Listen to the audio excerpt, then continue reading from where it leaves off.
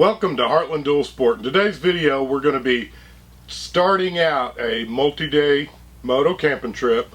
We're heading up to Michigan. There's no big surprise in this one like we had in the last one, or is there? So let's get to the video.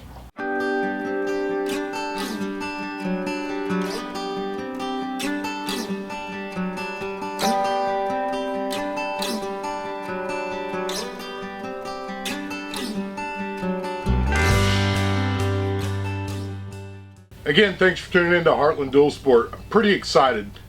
This is a trip that we planned, and it was actually put together in a relatively quick amount of time, and everything went flawlessly, minus a couple of little small equipment details that we had initially. The very first night we went to Bull Shoals, and that's the White River State Campground. It's a beautiful place. Here's you a fun story. We're going to back up about, let's just say, roughly 15 years ago. My wife and I were dating. We were doing a lot of kayak fishing back at that time, and it's still one of our passions that we enjoy today is kayak fishing, and we do some of that on our other channel. But here nor there, we're dating, and I've bought her an engagement ring, and we've been planning this trip. Now she's still brand new to the kayak fishing, but she's loving it. So we planned a trip with a group of people from the OKC kayak group. Great group of people. The guy that runs that's a great guy. But long story short, that trip was planned out, and I'd been saving my money, bought her a ring, and I was so excited. Long story short, typical springtime, it started raining like crazy, and the river was essentially flooded, and they were essentially saying that the river was expert level travel only. So the trip got canceled.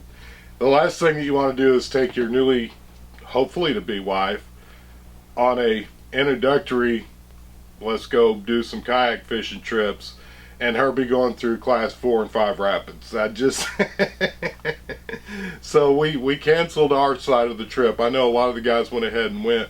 It's just not a place that I was going to take her. So anyhow, fun story. I remember one of the towns was called Yalesville. Yalesville is where you go and you actually make arrangements with them.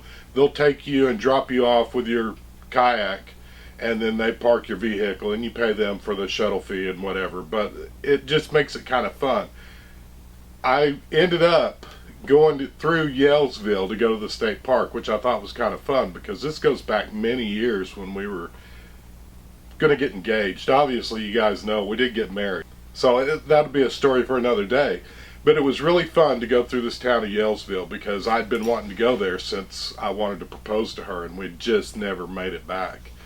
In fact, we never made it there to begin with because of the storm, and then it just, you know how life gets in your way. So this was actually probably one of the fun key moments of the trip for me, because I'm going to the place and it took me all the way back to when we were dating and how fun.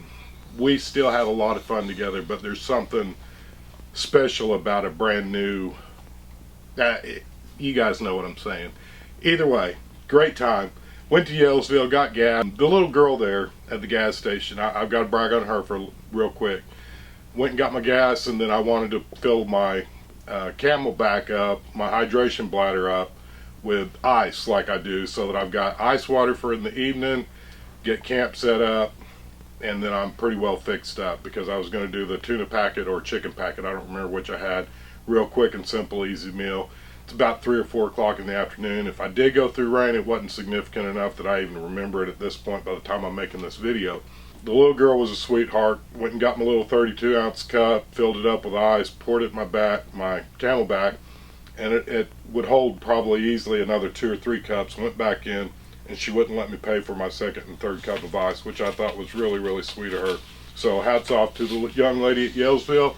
We truly appreciate that, and it meant a lot to us because that's actually, you know, it's little things like that where people remember you're human and it's just an act of kindness, and it was greatly appreciated. As you guys know, if you're on the Facebook group, the Gen 3 Tribe, the one that I started, and we've got several moderators on it now, I went up there to meet 2 of those guys. They seemed like really, really nice guys. I had contacted them. It's like, hey, I want to come up and ride Michigan. would you guys be interested in entertaining me, or at least showing me around a little bit? If you're not and you're too busy, I get it, I can ride up there. But these guys were very gracious. They went out of their way to set up a weekend that we could go. Their channel will be linked down below, and it's the Brotherhood of the Bearded Pigs. Great guys. Like I said, they treated me great. They showed me around the entire state, and we're going to be getting into that during the day 2, 3, and 4. I think it took me 4 days to get there. That is one thing that I'm going to say. If you're watching the background part of this video, the next 2 days, guys, I'm trying to make a lot of miles in 4-day trip. So I'm not doing as many of the back roads as I did on the trip out to the East Coast, simply because I'm trying to get there and let's spend some more time on the back roads once I get there. So again, guys, that's going to pretty well wrap up day 1. Great trip, couple fun stories for you. I would like to know if you guys are interested. If you haven't seen the show and tell Monday that we did a couple weeks ago, we've already got a website started. If you guys are interested in that, we're going to be offering some leather products and maybe even some of the other carbon fiber products that we were introduced in the show and tell Monday. Again, I'm just looking for feedback on that. If you guys want to let me know what you think, that'd be awesome. Oh, and one other thing I don't want to forget. Recently we were asked on YouTube if we were ever going to be doing any dispersed camping, or maybe even, if I read it correctly, am I opposed to it? Guys, I'm going to say this real quick, and this is probably just the easiest way for me to keep it simple. I've done a lot of dispersed camping. I think where the dispersed camping comes into play, I think it's great if you've got a minimum of 2 riders. It cuts down on nonsense. And when I say it cuts down on nonsense, if you'll go to the state parks, which I'm doing on all of my solo camping trips that I've done thus far, I'm solo camping in areas where it costs you $20 to $25 to camp there on purpose. That's going to cut out 90% of the riffraff that's going to show up, and I do that on purpose. Now then, back to the group rides where we've gotten together. You can go back and look at some of our videos from either from the Honda Africa Twin, the DRZ, the KLR for that matter.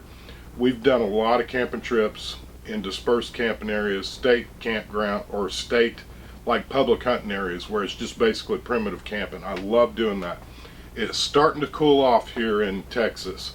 When I got up this morning, it was 70 degrees. So since we were asked about it, I want you guys to know that we do listen. We try to answer y'all, and we're going to be doing some great camping videos coming up. It's starting to be cooler weather, and it's going to be so much nicer. And we are going to be doing some what I'm going to call stealth camping.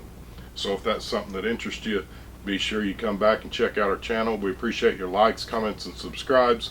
May you have a blessed week. And as always, let's go ride.